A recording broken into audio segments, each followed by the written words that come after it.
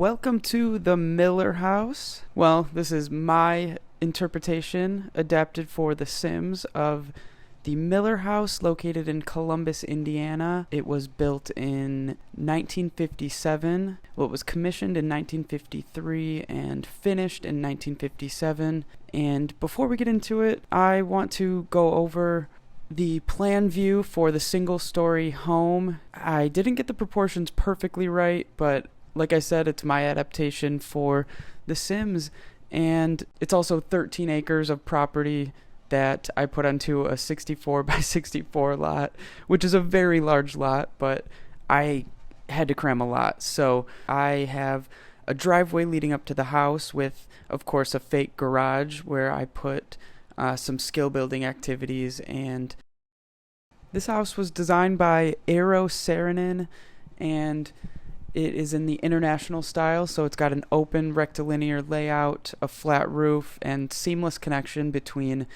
the surroundings and the landscape around. Saarinen's legacy was mostly for buildings and landmarks, and this is one of, I believe, 7 houses that he designed.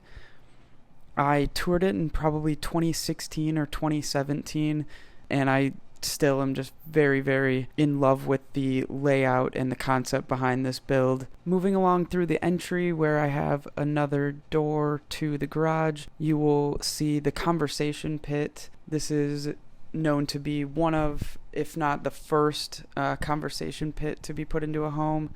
Alexander Gerard was designing with the family for over 15 years, and he did the interiors for the Miller House. I wanted to make sure I tried to reflect some of the fun colors and textiles because there are marble and glass used everywhere throughout the home. So Gerard's furnishings definitely helped warm up and make the space feel really homey. This is a family home, and it's made for family and children and a lot of daily life. So I didn't want it to feel like a cold, modern, or industrial feeling building. The kitchen it feels more like a commercial kitchen. I put a laundry room here. There's a powder bath when you walk in, and the kitchen has a couple different wings. I have like a stovetop area and sink and dishwasher, and then towards the back are the fridges and ovens. And I was finally able to fit a cupcake station. I've never fit one in one of my builds, so I had this kind of blank corner over here, and it ended up fitting the cupcake station just perfectly. So I was like, lovely, that can be potentially someone's hobby or job here. I kept the bathroom pretty simple because I figured it's used by staff and maybe guests, so it's got a dated kind of teal and gray look. The dining room, I put a dining space on the outside, right outside of the kitchen and the other dining room, so that this whole wing could be used for socializing and family dining and kind of the space where you eat, whereas the conversation pit is more for the living and entertaining. Into the primary suite, we will start with the primary bathroom. I put a vanity in the center, some storage and towels and bathrobes, and then over here right up to the glass, so I made sure to put drapery, imagining you could draw it closed if you wanted to, but we have a wet space over here for the tub and the shower. The primary closet, from images that I found, I wasn't able to tour this room, but it had a lot of warm woods, and it seemed to be kind of monochromatic white and wood tones. So I stuck with that and put a fun textured bench in the center. Into the bedroom, it was very, very minimalist. We had some floating shelves as the end tables, which I loved, a sitting space, and a gallery wall that was paneled. I believe this was not an office area, but I didn't have an office, so I felt like this could be a nice home office for the owners and an area to potentially meet with clients at home or just finish some things up while you're at home. One of the most iconic things about this house is the cylindrical fireplace. I wish we had one. So I tried to give my own take on that. You will see a bookcase that lines this entire back wall, a modular bookcase.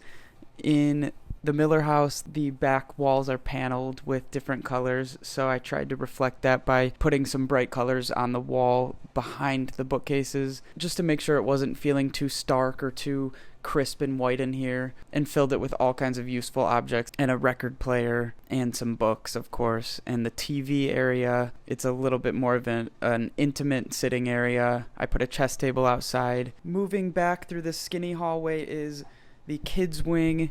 Here's the first of 2 bathrooms in the kids wing. I went for an all teal. The toddler's bedroom, there is space for 2 toddlers. I imagine maybe they're twin toddlers, but they've got some fun activities. The children's rooms are very small and functional. The next 3 rooms, they're all attached to a common playroom, and it was said to encourage social interaction, which I thought was really, really cool. So they have sleeping quarters, but they have a common space to do activities and play all together. The first room is yellow themed. I stuck with a lot of modular furniture and cluttered up each room to reflect different personalities. The yellow room is pretty organized.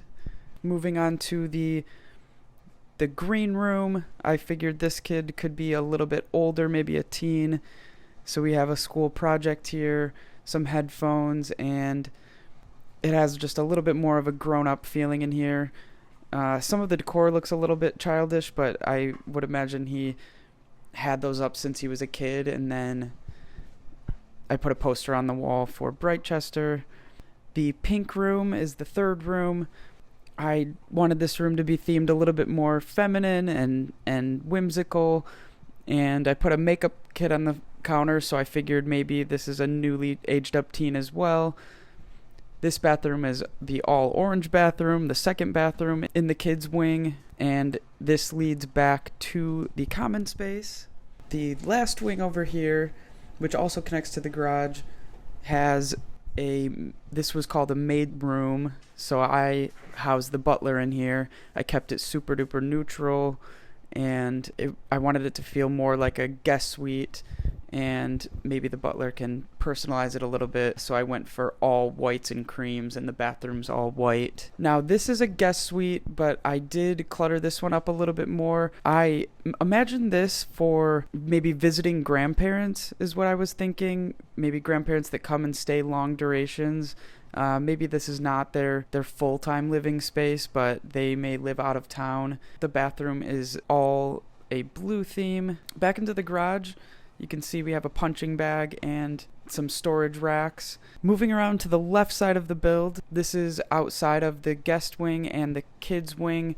So we have a lot of activities right outside of the house, a fire pit, a kids movie watching area, a swing set, and monkey bars. Moving to the pool area, we've got some great views from here, a few loungers, a diving board, and a telescope. I thought this looked like a super fun place to come out and lounge and get away from the house a little bit. I created another little kind of conversation pit, but this one's raised and it has views looking out to the courtyard orchard area, which has lighting on the sides and some benches all along the sides of the courtyard. The landscaping was done by Dan Kiley, and it was 13 acres, like I said, but the geometry and the clean lines all were to mimic the grid floor plan that Saarinen had created. Everything is very organized and linear, so I tried to reflect that in my scaled down version of the grounds. I wish we had like a tennis court we could use, but I put a basketball court. I thought that worked as well.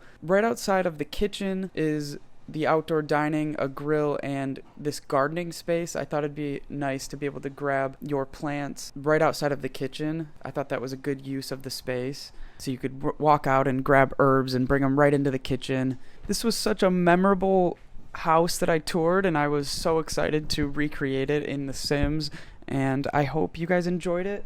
Thank you so much for watching, and as always, this is downloadable on the gallery.